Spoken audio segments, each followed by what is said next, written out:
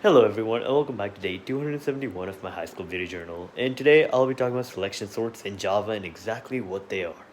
So, a selection sort, let's say you have an unordered list. It's going 1, 3, 5, 6, 9, 8, 7, 5, 4, whatever, right?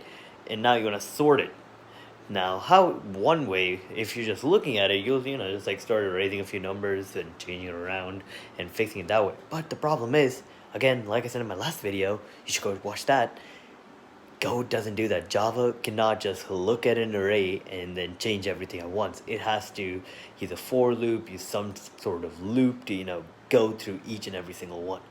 Now, one of the easiest ways, in my opinion, is by using two for loops, a nested for loop, meaning you have one big for loop and one little for loop inside the big one.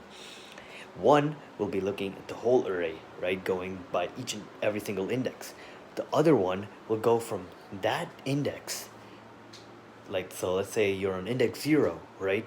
And so your first for loop is I equals to 0, your second one is j.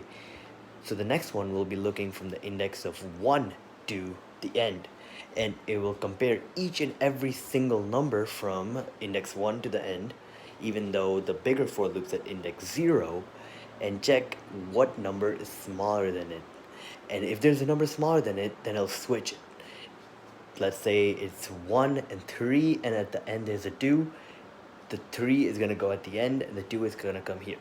Now you might be thinking, oh wait, this is a bit inefficient, because the 3 should of course not be at the end, it should be right after the 2, but now we're switching them.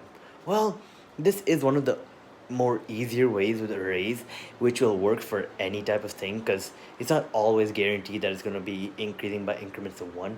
Maybe it could be 1, 7, 25, 32, and those are mixed. So this is the most efficient way.